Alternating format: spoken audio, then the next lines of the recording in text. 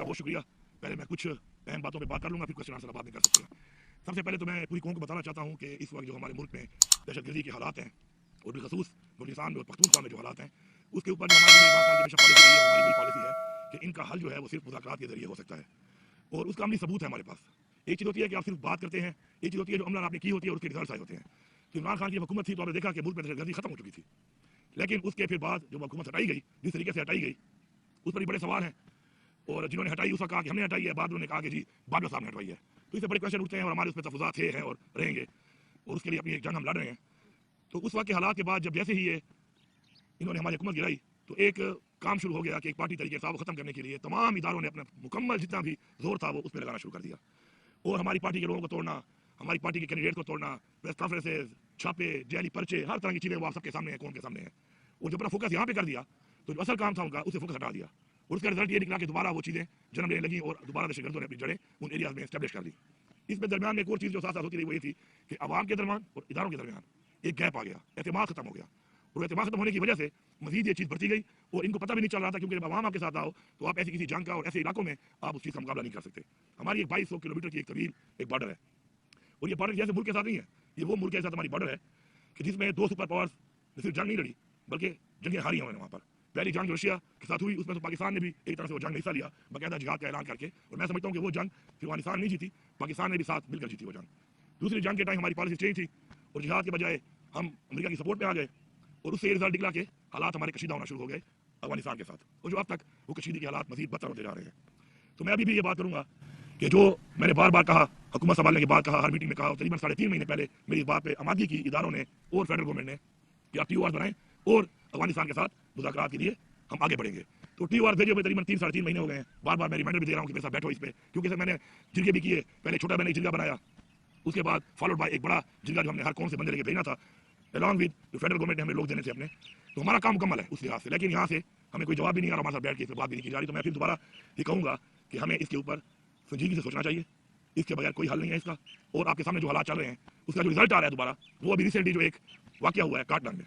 अब काटलांग का जो ये इलाका है, जहाँ जहाँ भी बॉर्डर कहीं पे जाके लगती है तो उसके नीचे के इलाके भी उससे सारी बात है फिर मुतासर होना शुरू हो जाते हैं अगर आप प्रॉपरली अपनी रीड को बहाल ना करें। आप पूरे साउथ के में देख लें, नीचे के जो जिले हैं वो सब सारे के सारे दहशतगर्दी के साथ आए हुए हैं। इस जो ऊपर वाला इलाका है इसमें भी 9 महीने पहले हमारे एक SSP जो है एजाज साहब शहीद हुए यहाँ पर, इधर ही दहशतगर्द मौजूद थे और उसके मुकाबले में वो शहीद हुए। और इसी इलाके में इनके जो एलिमेंट्स हैं पाए जाते हैं और उसके अंदर तो बड़े मेजर जिन पे बहुत बड़े हेड बनी थे 2 टेररिस्ट यहाँ पे मारे गए। लेकिन अनफॉर्चुनेटली कैपेसिटी की कमी है और ये फेडरल गवर्नमेंट की जिम्मेवारी है कि उसके अंदर हमारे 10 बेगुनाह शहरी खवातीन, बच्चे और हमारे शहरी जो है उसमें शहीद हो गए, जिस पे हम मुजम्मत भी करते हैं और हमारी जिम्मेदारी भी है कि अपने शहर में तहफ़्फ़ुज़ देना है। तो अब मैं जो हमेशा ही बात करता हूँ कि हर चीज़ में सियासत ना की जाए। मुझे निहायत ही अफसोस है फेडरल गवर्नमेंट के ऊपर, उनके मिनिस्टर्स पे और वज़ीर आज़म पे कि जिस तरीके से हमारे शहरी शहीद हुए और इन्होंने उसको ऐसा रंग दिया जैसे कुछ हुआ ही ना हो, जबकि फेलियर इनका है। मैं यहाँ पे वादे करता हूँ कि इंटेलिजेंस बेस्ड ऑपरेशन होते रहते हैं उन एरियाज में जहाँ पे इत्तला मिलती है कि टेररिस्ट मौजूद है या कोई तश्कील आ रही है, उसमें हमारी पुलिस भी होती है, CID भी काम करती है और आर्मी इदारे लॉ एनफोर्समेंट एजेंसी भी काम करती है। इस IBO के अंदर ना हमारी हुकूमत को पता था और ना हमारी पुलिस थी इसके अंदर, ये प्योर ऑपरेशन था और उन इदारों का था कि जो फेडरल गवर्नमेंट के नीचे आते हैं। बजाय अपनी कैपेसिटी बेहतर करने के, बजाय अपनी गलती मानने के, अफसोस करने के, उल्टा उसको एक और रंग देना मेरे ख्याल में आंखें बंद करने वाली बात है और आंखें बंद करने से मसले हल नहीं होते। हमारा ये फर्ज है कि कोलेक्टर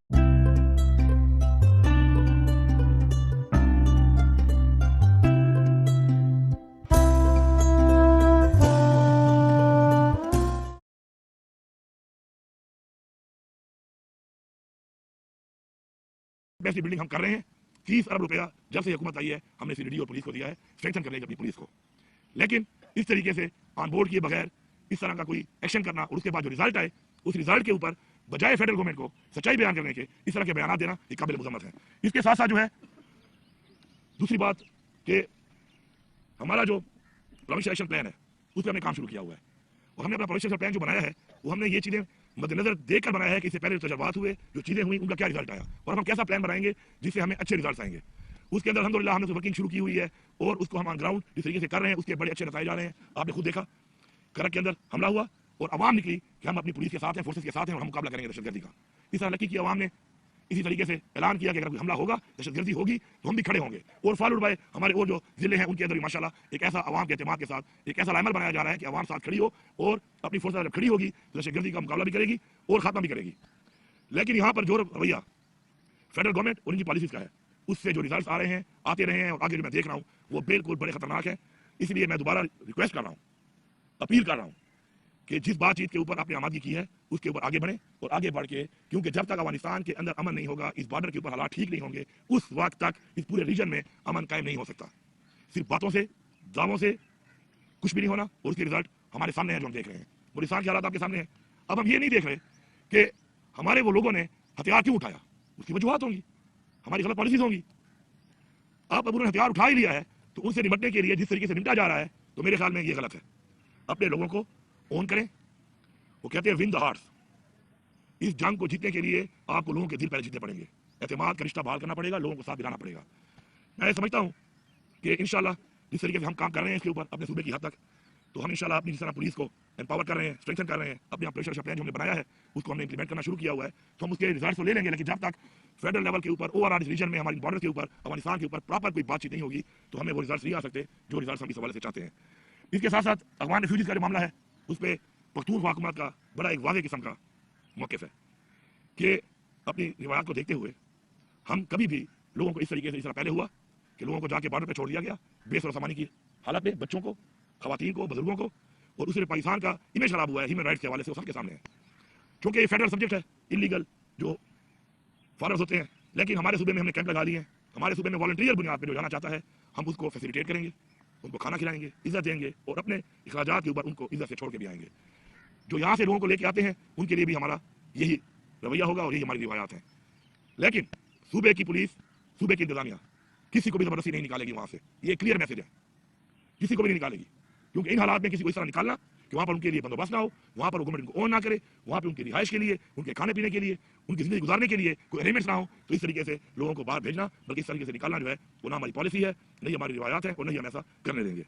आखिर में मैं सूबे के एनएफसी के हवाले से और कुछ और चीज़ों के हवाले से बात करता हूँ जो कि बेसिकली जड़ है कि ये जो हालात बन रहे हैं और हमने जो मर्ज किया एक ऐसे इलाके को जहाँ पे हमने ऑपरेशन किए अपने लोगों पर और उससे कोई रिजल्ट भी नहीं आए, तो उसके बाद हम उनको जो वादे किए थे वो वादे हमने पूरे नहीं किए, जिससे और भी गैरएतमादी हुई है।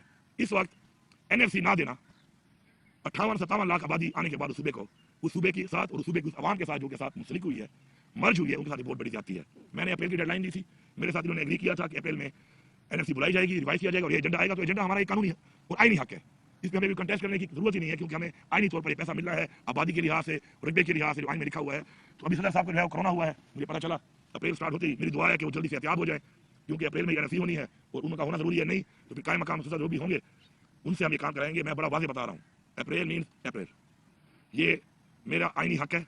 इस आईनी हक के लिए फिर मैं निकलूंगा, पूरे सूबे की आवाम को भी लेकर निकलूंगा, पूरे सूबे की पुलिस को, इंतजामिया को, सरकारी मुलाजमीन को, सबको लेकर निकलूंगा और ये हक मैं मानता हूँ। और जब मुझे हक नहीं मिलेगा तो फिर मैं दिखाऊंगा कि मेरा सूबा, मेरी आवाम इतनी कमजोर और इतनी लावारिस नहीं है कि अपना हक ना ले सके।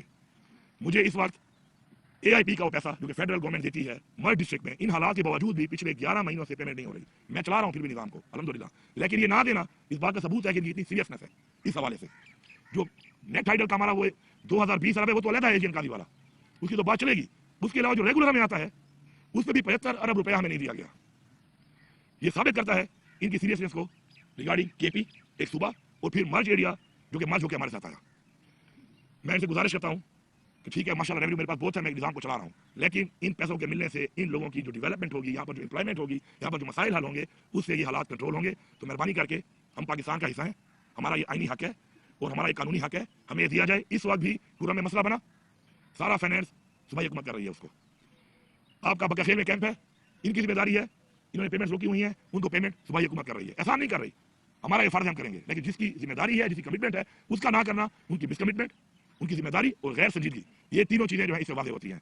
और मैं आखिर में इतना ही कहूंगा कि जो ये बातें मैंने की हैं, इसे मैंने टाइम लाइन भी दे दी है, इसे मैंने मौके भी दे दिया है, इसके ऊपर आगे फिर जो भी चीज आएगी सामने तो उसे फिर आपको फिर कौन को फिर इंशाल्लाह इस पे आगाह किया जाएगा। आपने दहशतगर्दी की बात की, खैबर पख्तूनख्वा में दहशतगर्दी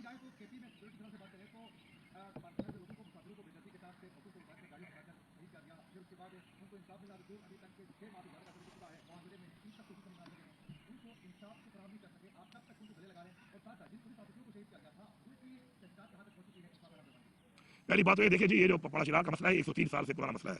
हमेशा यही हुआ कि वक्ती तौर पर हल हो जाता था तो उसमें हुकूमत आराम से बैठ जाती थी। हमने उसका वाज़ेह मुकम्मल हल निकाला है। बंकर्स हमने जिरगा करके बिठा के बंकर्स को हम खत्म कर रहे हैं, और ये बंकर हजारों की तादाद में जब बने और बनने दिए गए तो उसका सत्तू पी के जो सो रहे थे उनका जिम्मेवार तो मैं नहीं हूँ, नंबर 1। नंबर 2, अगर वहाँ पे जो हुआ deputy commissioner in the line of duty, ये अमलदारी साबित होती है हुकूमत की कि वो in the line of duty front line पे वो जख्मी हुआ, उसमें असिस्टेंट कमिश्नर जख्मी हुआ, उसमें हमारे लोगों ने शातें दी वहाँ पर। उसके बाद जो कार्रवाई नहीं छोड़े जा रहे थे उसके पर ट्रकों को जलाया गया, हमले किए गए, लेकिन अल्हम्दुलिल्लाह उसके बाद से अब तक मुतवातिर हमारे कार्रवाई जा रहे हैं। मैंने मसले का मुकम्मल हल निकाला है और अल्हम्दुलिल्लाह आपस में बैठ के सीज फायर के साथ साथ इस वक्त उस पूरे रोड के ऊपर 1 करोड़ रुपया मैंने दिया है, जिसके ऊपर मुकम्मल चेक पोस्टें बन रही है, मुकम्मल कैमरे लग रहे हैं, ताकि मसला वन फॉर ऑल हल हो। वक्ती तौर पर नहीं कि एक सीज फायर हो गया जिलेगा तो बाद मैं आराम से बैठ जाऊँ, तो उस पर इंशाल्लाह काम हो रहा है और हमने कोई कसर नहीं छोड़ी किसी भी तरह की इस मसले के ऊपर। और अल्हम्दुलिल्लाह अब काफी महीनों से वहाँ पे अमन भी है और इंशाल्लाह सप्लाई भी शुरू हो चुकी है। हाँ, अब आप जो कह रहे हैं इसमें फेडरल हुकूमत का क्या फिर रोल, मैंने रिक्वेस्ट की कि पैसे मैं दूंगा, एविएशन से मुझे जहाज दे दो ताकि मैं लोगों को ला सकूं। मेरा हेलीकॉप्टर तो वहाँ पे चल रहा है चिंची की तरह, लेकिन एक हेलीकॉप्टर की गुंजाइश 16 बंदे नहीं है, कैसे कितने बंदे वो लेके आएगा और ले जाएगा। फिर कुछ फ्लाइटों के बाद उसको फिर दोबारा ठहराना पड़ता है, हेली की सर्विस एक और तरह की है। मैंने कहा पेमेंट मैं करूंगा, इन्होंने मुझसे वादा किया कि आपको हम जहाज देंगे, ना वो जहाज दे रहे हैं, ना मुझे C-130 मिल रहा है, और मेरा हेलीकॉप्टर जो है उस पर काम कर रहा है और मेरे पास ये वसाइल है नहीं, अपना जहाज मेरे पास है नहीं। तो ये भी हमारे पार्ट पे तो जो है हमने किया, इनके पार्ट पे जो था इन्होंने कुछ नहीं किया। आपने खैबर पख्तूनख्वा में दहशतगर्दी की बात की, इंटेलिजेंस बेस्ड ऑपरेशनों की बात की, तो क्या खैबर पख्तूनख्वा में जो जिस तरह की दहशतगर्दी हो रही है, एक तो तहरीक तालिबान पाकिस्तान है जो उनके खिलाफ कार्रवाई हो रही है, और दूसरा ये है कि जो लोग वहाँ के उनको गुट तालिबान कहते हैं, क्या उनके खिलाफ भी बिला तफरीक मतलब कार्रवाई हो रही है? क्या ये खान या बाकी अजला में उनके दफातर अभी भी मौजूद है? और साथ साथ अफगानिस्तान की जो बॉर्डर है मुख्तलिफ ममालिक के साथ लगती है, तो खैबर पख्तूनख्वा या पाकिस्तान में दहशतगर्दी क्यों? देखिए पहली बात तो है कि दहशतगर्दी पाकिस्तान में क्यों, ये एक बहुत बहुत पेचीदा बात है।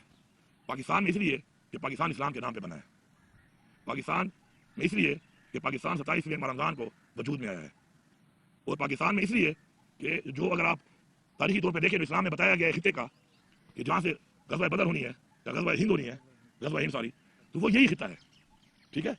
अब बात यह है कि जो इंटरनेशनल जितनी भी चीज़ें हैं उसके अंदर पाकिस्तान, अफगानिस्तान, ईरान ये एरिया फोकस में है, उसमें मिनरल्स भी हैं। अभी आपको बहुत सी चीज़ें वक्त के साथ पता चलती है, हमें बताता नहीं है, निकालनी पड़ती है।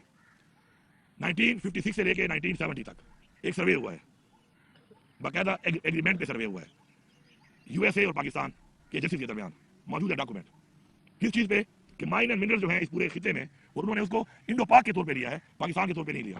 और उसमें ये वादे लिखा हुआ है उस एग्रीमेंट में कि ये एक इकोनॉमिक बहुत बड़ा हब है इस माइन एंड मिनरल्स का। उसके बाद अफगानिस्तान पे हमले होते हैं, ईरान के हालात आपके सामने हैं, तमाम मुस्लिम ममालिक के अंदर जो इस वक्त हालात चल रहे हैं, आपको ऐसे शुरू हो इराक, शाम, फलस्तीन, मुसलमान ममालिक में क्यों हो रहा है? क्योंकि ये जो फोर्सेज हैं जो इस्लाम दुश्मन है वो इन चीज़ों को देख रही हैं कि हमारी कुरान के मुताबिक, इस्लामी तारीख के मुताबिक हमारा जो मुसलमानों का एक ईमान है उसमें जो चीज़ें मुंसलिक हैं, उससे नुकसान जिन को होना है, जिन फोर्सेज को होना है, जिन अवामिल को होना है, तो वो हम हैं, हम उसका मुकाबला कर रहे हैं। और बाकी जो आपने बात की है जो गुड बैड तालिबान के बारे में आप कहते हैं, तो मैं तो हमेशा इसका मुखालिफ हूँ। गुड बैड तालिबान की बात कर लूँ कि पहले की हुई है,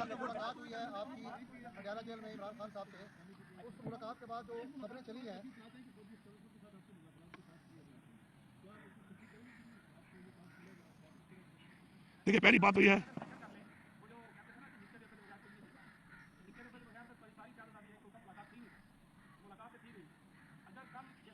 आपको ये कहना चाहिए कि मेरी मुलाकात 2 महीने बाद क्यों हुई। मैं एक वज़ीर आला हूँ, वो मेरी पार्टी का लीडर है, मेरा लीडर है, और मुझे मुलाकात के लिए 2 महीने वेट करना पड़ता है, जबकि बैसियत वज़ीर आला मेरे पास ये इख्तियार है कि मैं किसी भी जेल में जाके किसी को भी मिल सकता हूँ। तो आपको ये कहना चाहिए निके काबा या वडे काबा वो तो आपा बना हुआ है ना यहाँ पर, असल में तो निके काबा वडे काबे हमने बनाए हुए हैं।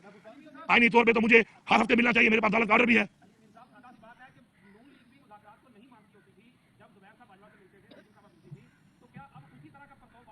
देखिए बड़ी क्लियर बात है, इमरान खान साहब ने खुद हमेशा मुज़ाकरात की बात की है, अपने एक इमरान खान का जो विजन है उसमें वो कहता है कि मसाइल का हल मुज़ाकरात से होता है, ऐसा ही है ना। अब बात यह है कि इमरान खान जब जेल से बाहर थे उस समय इमरान खान ने कहा कि मैं पाकिस्तान के लिए मुलाकात के लिए तैयार हूँ। उसके बाद भी मुज़ाकरात के हवाले से इमरान खान की जो मुज़ाकरात की बात है उसके अंदर इमरान खान डील नहीं करेगा, डील अपनी ज़ात के लिए होती है, डील अपने किसी मनसब के लिए होती है। इन्होंने की है डीलें, इन्होंने लिए एनआरओ और डीलें की है। इमरान खान डील नहीं करता, न वो करेगा, नहीं वो किसी डील के लिए जेल में है, वो एक मकसद के लिए, एक नजरिए के लिए जो इस वक्त गैर कानूनी तौर पे जेल में है, और उसकी बीवी भी है, हमारी और लीडरशिप भी है, अभी भी हमारे बहुत से कारकुनान भी है। तो डील वाली बात ये है। हाँ, मुज़ाकरात पाकिस्तान के लिए उन चीज़ों पे जो गलत हुई हैं उनकी इस्लाह करके अगर रास्ता निकलता है तो मेरे ख्याल हमें एतराज़ नहीं होना चाहिए।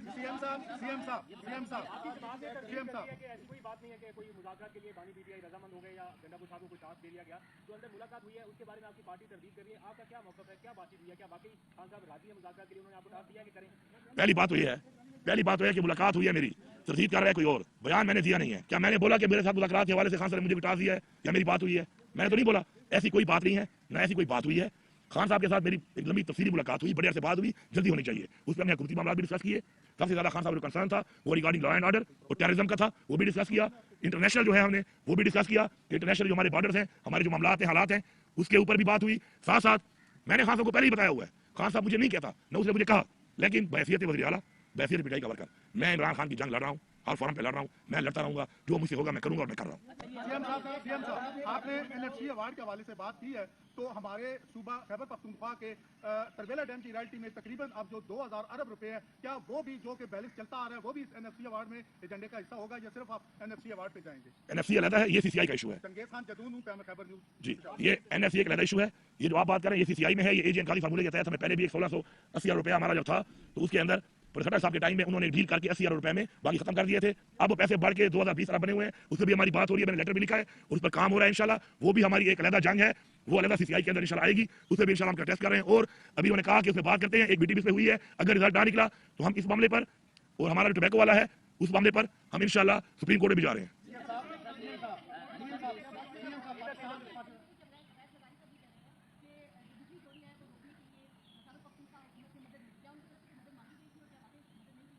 देखिए जी, बिजली की जो चोरी है वो हम सबका मसला है, इसमें कोई शक नहीं है। हमें इसको ऑन करना चाहिए कि बिजली की चोरी नहीं होनी चाहिए। बिजली की चोरी का मसला है, पूरे पाकिस्तान में मसला है और ये हमारा मुल्क है, जाहिर बात है। हमने पूरी कोशिश की है, साथ हमने पूरा ताउन भी किया है, लेकिन जो बिजली मुझे मिल रही है जरा उसका भी मुझे हिसाब दे दें। पूरे मर्जर के पूरे बेल्ट में 3 घंटे बिजली मिल रही है, उसके बाद नीचे के इलाकों में 16 घंटे, 18 घंटे और 20 घंटे की लोड शेडिंग है। तो सारा तो ये 500 अरब से ज्यादा का खसारा है वापडा का। तो मेरे सूबे का तो खसारा है 128 अरब। तो मेरे पल्ले में तो वो डालो ना, ये बाकी जो तुम चोरी करवा रहे हो वो तो मेरे पल्ले मत डालें आप। और मेरा जो आपने 2020 अरब देना है, मैंने कोई ऑफर भी किया है कि 128 अरब मेरा काट लो, 24 घंटे बिजली दे दो, उसमें भी नहीं आते। ये सिर्फ मफूजों पे जी रहे हैं, झूठे फिगर देने पे। मैंडेट इनके पास है नहीं, मैंडेट चोरी करके आए हुए हैं। इन पे तो बात करना मजबूरी मेरी बनी हुई है, वरना खुदा के साथ इनके साथ बैठना भी नहीं चाहिए। पाकिस्तान से बैठे बाहर जो यूट्यूबर हैं वो उन्होंने आप पर इल्जाम लगाए हैं और पार्टी के उन लोगों को वो गद्दार करार दे रहे हैं जो बगैर किसी मकसद के पार्टी की सियासत से बालातर होकर काम कर रहे हैं, शायद आपके दोस्त भी हो। और दूसरा क्वेश्चन ये है कि मुफाहमत की बात होती है, जंगे भी हों, जितनी मर्जी लड़ाई हो, एंड ऑफ द डे सुलह होती है। तो मुफाहमत की बात करने वाले अमेरिका से भी कुछ लोग हैं, कुछ यहाँ से भी लोग हैं, उनको भी यूट्यूबर की तरफ से गद्दार कहा जाता है। तो क्या मुफाहमत नहीं होनी चाहिए? और जो यूट्यूबर आप पर इल्जाम लगा रहे हैं, जो पार्टी के पुराने वर्कर्स के ऊपर इल्जाम वहाँ पे लगा रहे हैं, उनके लिए क्या? तो देखिए, वो तो आपकी पार्टी के अपने बयानिए को प्रमोट कर रहे हैं। बात यह है, मैं इसमें जवाब दे देता हूँ, इसमें जवाब दे। बात यह है, बात यह है, पहली बात देखो, जिस बंदे ने अपना अकाउंट मोनेटाइज किया हुआ है ना, तो वो तो पहले ये माने कि वो पैसे कमा रहा है।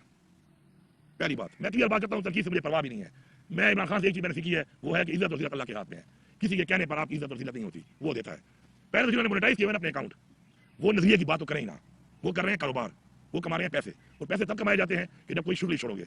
जब मैं शुरली छोड़ूंगा ना तो शुरली को फॉलो ज्यादा लोग करेंगे और सुनेंगे। तो मैंने डेली शुरली छोड़नी है।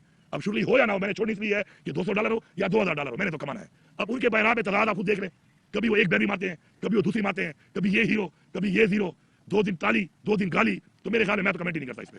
आगे चलें। ओ यार, इनकी क्या हैसियत है यार? ओ भाई मेरी बात सुनो। ओ भाई देखो, हमारी एक पार्टी है, हमारा लीडर है इमरान खान, अल्हम्दुलिल्लाह, ठीक है, मुलाकात नहीं छोड़ते, बड़ा जुल्म है, ज्यादती है। खास को बच्चों से नहीं मिलने दे रहे, फोन पर बात नहीं करने दे रहे, साथ में फैमिली को नहीं मिलने दे रहे, हमें नहीं मिलने दे रहे, पॉलिटिकल लोगों को नहीं मिलने दे रहे। लेकिन हमने वो लाइन फॉलो करनी है। मैंने किसी यूट्यूबर की, किसी इस तरह का सो कॉल्ड थिंक टैंक या सो कॉल्ड जो अपने मशवरे दे रहा है ना, वो अपने मशवरों पे अपनी जिंदगी ठीक कर ले, हमें वो मशवरे ना दे, हमें वो ना बताए कौन गद्दार है, कौन नहीं है, किसी कितनी कुर्बानी है, किसी कितनी नहीं है, वो एनालिसिस हम खुद कर सकते हैं। और मैं अपने वर्कर से बात कहूंगा कि आप अपनी पार्टी के मेन मकसद पे फोकस करें। ये आपको डिस्ट्रैक्ट कर रहे हैं, इनका अपना पता नहीं है कौन किसी एजेंडे पे है। 2 साल पहले कोई क्या बात कर रहा था, इनमें से 4 साल पहले क्या कह रहा था, मैं इनके ऊपर फतवे लगाऊं गद्दारियों के, मैं इनके आपको दिखाऊं बयान कि जब किसी के पेरोल पे थे उसका क्या बयान दे रहे थे। आज इनके नजरिए जा गए, आज इनकी जमीर जा गए। तो मैं इस पर कमेंट नहीं करता। एक फ्रीडम ऑफ स्पीच है, हम उसको ऑन करते हैं, एज अ पार्टी ऑन करते हैं, एज अ पॉलिसी ऑन करते हैं। ये लगे होते हैं, लगे रहे, हम भी अपने मकसद पे लगे, हम भी लगे रहेंगे, तो लगे रहो। मुन्ना भाई वो वाली बात है।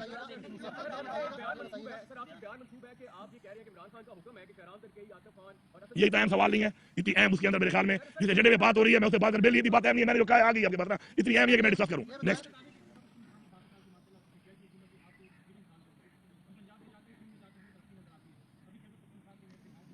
कौन सा गाँव है आपका? एक मिनट इधर रुक जाओ, मत रुक जाओ।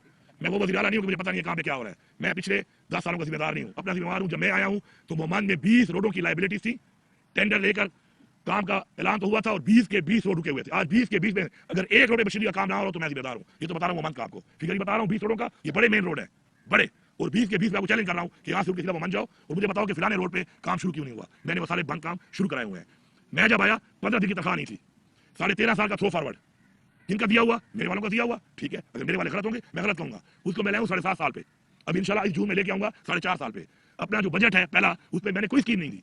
मैंने वो गंद जो इन्होंने इतना बड़ा खोला हुआ था इस सूबे के अंदर, उस सब पे काम शुरू कर दिया है। अमली तौर पे काम शुरू है, हर जिले में शुरू है, हर हल्के में शुरू है। अब जो ये बजट आ रहा है, ये वो बजट होगा इंशाल्लाह जिसपे हमारे विजनरी हमारी स्कीमें आएंगी। और स्कीमें कौन सी है? स्कीमें वो जिससे रेवेन्यू आएगा, स्कीमें वो जिससे सूबे में एम्प्लॉयमेंट आएगी, स्कीमें वो जिसमें सूबे की आवाम का, सूबे का इकोनॉमिकली फायदा होगा। लाइन बिछा रहा हूँ, ट्रांसमिशन लाइन कंपनी बना ली है इंशाल्लाह। 800 मेगावाट पे काम शुरू है इस वक्त। मेरा टारगेट है 28 तक 500 मेगावाट में मुकम्मल होगा। ट्रांसमिशन लाइन पे काम शुरू कर दिया है 18 अरब से। ट्रांसमिशन लाइन जब यहाँ पे आएगी बिजली मुझे पड़ती है 10.5 रुपए में। मेरा कोई काम नहीं है नेशनल के साथ, ये बिजली 10.5 रुपए में पड़ी है मुझे।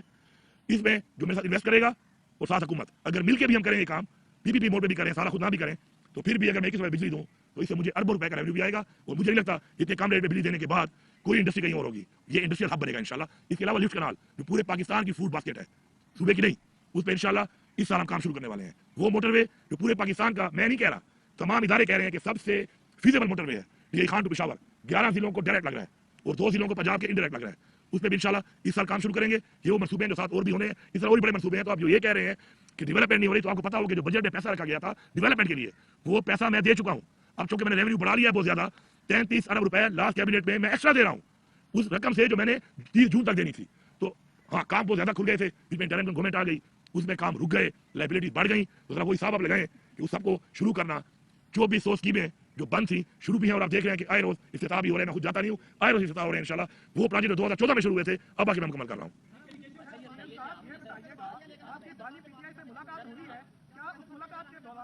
नहीं, ये बात इतनी अहम नहीं है। मैंने किसी बंदे का नहीं कहा कि कोई बंदा अहम है या नहीं है। मैं ये कह रहा हूँ कि जो मैं बात कर रहा हूँ पॉलिसी के ऊपर, मुल्क की हालात के ऊपर, सूबे के ऊपर, तो शख्सियत में मैं बात नहीं कर रहा हूँ। मैं उस बात की कह रहा हूँ कि बात अहम नहीं है। मैंने शख्सियत का नहीं कहा कि अहम नहीं है।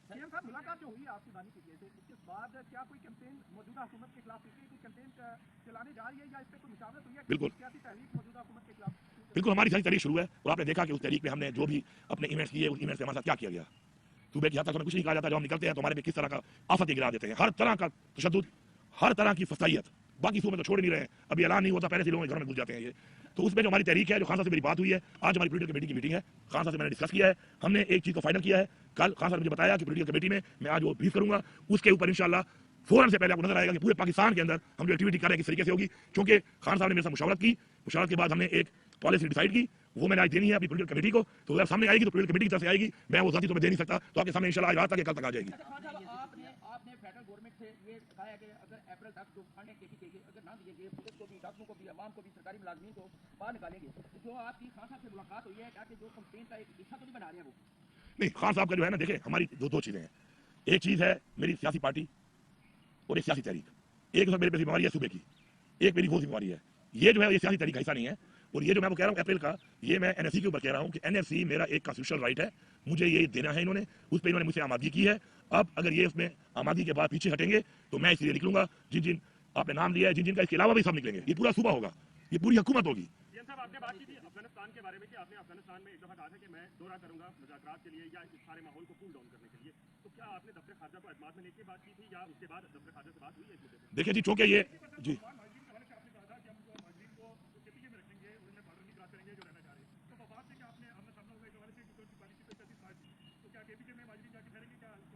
तो पहली बात आप देखिए जी, फॉरेन डिप्लोमेसी जो है वो फेडरल चैप्टर है और इसलिए मैंने फॉरेन ऑफिस को टीओआर भेजे हैं और उन्हीं के साथ इनके कहने पर ही हम ये बातचीत कर रहे हैं।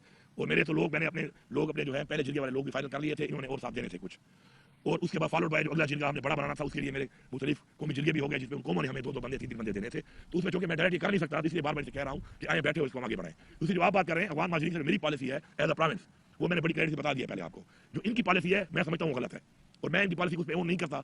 हाँ, जाहिर बात है अगर ये बंदे उठा के ले आएंगे उस बॉर्डर पे मेरे लिए तो मैं मेहमानवाजी करूंगा उनकी, उनको अपने रिवायत के मुताबिक उनको एंटरटेन भी करूंगा, उनके जो फैसिलिटीज है वो भी दूंगा। लेकिन मेरी पॉलिसी से मुख्तलिफ है, मैंने वादे कर दिया।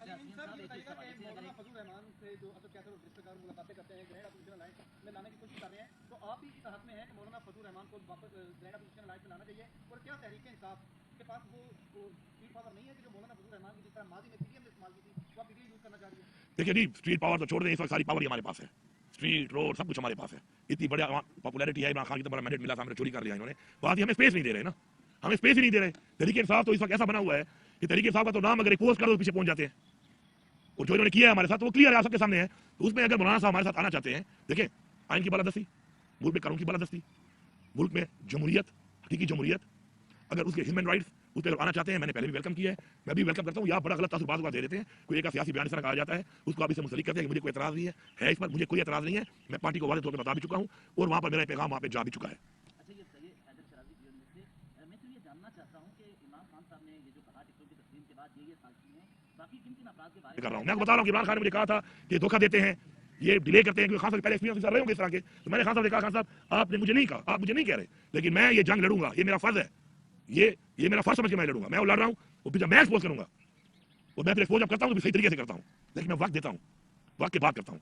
तो मैं जब एक्सपोज करूंगा तो मैं बताऊंगा कि पाकिस्तान वाला कौन है, कुर्सी वाला कौन है, अपने जाती मफाद वाला कौन है, और एजेंडों पे प्लान बनाकर इस तरह ये काम कराने वाले कौन है। लेकिन मैं चाहता हूँ, क्योंकि मैं बताते खुद भी आप देखें कि मैं इदारों की बदनामी नहीं चाहता, ये मुझे इमरान खान ने सिखाया और मैंने उसका सबूत दिया है कि बहुत ऐसी चीजें हुई मेरी साथ साथ हुई, मैंने इमरान खान को भी नहीं बताई, क्योंकि मैं नफरत नहीं बनाना चाहता। लेकिन जब अगर एक बात ना आए तो फिर नफरत ही फैलानी है, फिर नफरत ही करनी है, तो इंशाल्लाह फिर बाजू हमारे भी हैं, हम फिर लड़ना भी जानते हैं।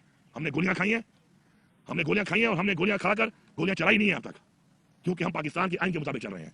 लेकिन एक वक्त ये भी आएगा जब हम समझ जाएंगे कि गोलियां मारने वाले पाकिस्तान के खैरख्वाह नहीं है, तो फिर गोलियां अगर खाएंगे तो हमारे बाजार ने गोलियां चलाई भी हैं, हमें गोली चलाना भी आता है, असला भी हमारे पास है, अच्छी गोली भी चला लेते हैं, और वो जो हमारे पे गोलियां चला रहे हैं ये भी हम में से हैं, कोई बाहर के नहीं है, या मेरा भाई है या आपका भाई है, या मेरा बेटा है या आपका बेटा है, तो हम में से ही है। तो अगर बात यहाँ तक गई ना फिर बहुत दूर तक जाएगी, फिर गोलियां जब चलेंगी तो फिर इस दफा एक तरफ से नहीं चलेंगी, फिर हर तरफ से चलेंगी, फिर पता चलेगा कि बहादुर कौन है और बुज़दिल कौन है। बस यार यमीन साहब खुद बैठ के आने से क्या कहेंगे? यार गुड बैड वाले हमारे से कह रहे हैं बार बार, यार सुन लो यार, सुन ले और खान साहब पर बनने वाले आखिरी कर ले बस। खान साहब पर बनने वाले केसेस यमीन साहब अमीन को करने से वाइंड अप है।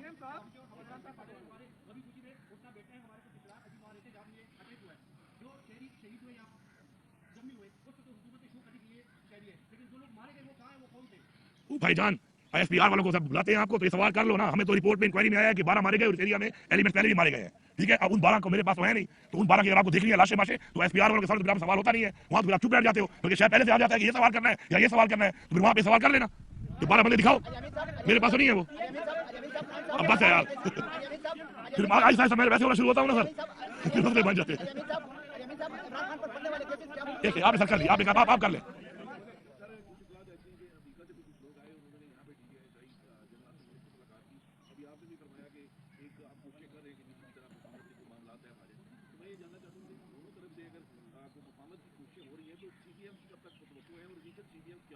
तो पहली बात तो यह है कि सिर्फ ये बाहर से नहीं, इमरान खान के चाहने वाले यहाँ पर भी बहुत हैं, पाकिस्तान के चाहने वाले भी बहुत हैं, बहुत से ऐसे लोग हैं जो पाकिस्तान में भी बैठे हैं और वो PTI भी नहीं है, वो कोई सियासी वर्कर नहीं है, लेकिन वो मुल्क के लिए और इमरान खान के लिए बातचीत मुख्तलिफ फोरम में करते हैं। जो हमारा डायस्पोरा है उसमें तो इमरान खान की बहुत पॉपुलैरिटी है, वो हमारे वो पाकिस्तानी है कि जो पाकिस्तान के लिए बहुत दर्द रखते हैं, वो जो अपना कर रहे हैं काम वहाँ पर वो सब आपके सामने है। और अगर कोई रोल प्ले कर रहे हैं तो ये खुशाइन बात है कि वो इमरान खान और पाकिस्तान की रोल प्ले कर रहे हैं, हमें इसको सपोर्ट करना चाहिए, हमें इसके ऊपर तनकीद नहीं करनी चाहिए, मेरी ये सोच है।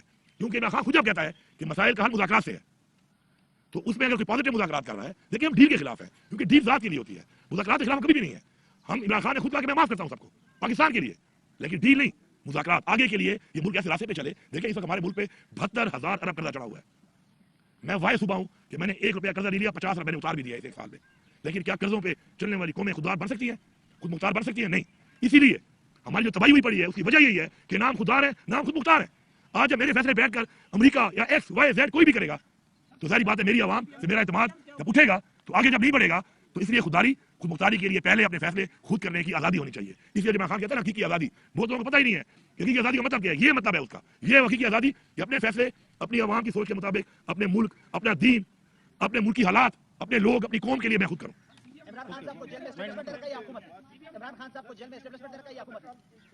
CBM बड़े सिंपल है, पाकिस्तान के लिए इमरान खान ने कहा और हमेशा कहा कि पाकिस्तान के लिए पाकिस्तान में नंबर 1 आइन की बालादस्ती, नंबर 2 कानून की बालादस्ती, नंबर 3 हकीकी जमहूरियत, नंबर 4 कि जिसका जो काम है आइन की किताब में लिखा हुआ है अपनी डोमेन में रहकर वही काम करेगा, नंबर 5 ह्यूमन राइट्स। खान ने अपनी कभी बात नहीं की है, और ये वो चीज़ें हैं कि जब एस्टेब्लिश हो जाएंगी तो फिर जाहिर बात है फिर मुल्क आगे बढ़ेगा, फिर मुल्क जिस आइन के मुताबिक बना है, जिस नजरिए के मुताबिक बना है उस पर काम करेगा, तो मुल्क जब आगे बढ़ेगा। तो ये बड़ी क्लैरिटी है कि इमरान खान के बगैर इस वक्त आप इंटरनेशनली स्टेब्लिश नहीं कर सकते कि उस मुल्क में स्टेबिलिटी है। आप 100 कहानियां सुनाओ, 100 झूठ बोलो, 100 ड्रामे करो, 100 सेमिनार करो, कोई फायदा नहीं है। इमरान खान बाहर होगा तो एस्टेब्लिश होगा कि पाकिस्तान में स्टेबिलिटी है। पूरी दुनिया जानती है कि इमरान खान बेगुनाह जेल में क्यों है, उसका मैंडेट चोरी हुआ है, और उसके बगैर ये अवाम इमरान खान के साथ है, और ये जो हुकूमत बैठी हुई है ये बेसिकली फॉर्म 47 वाली वो हुकूमत है जिसके साथ अवाम नहीं है। तो अवाम के बगैर हुकूमत क्या डिलीवर करेगी?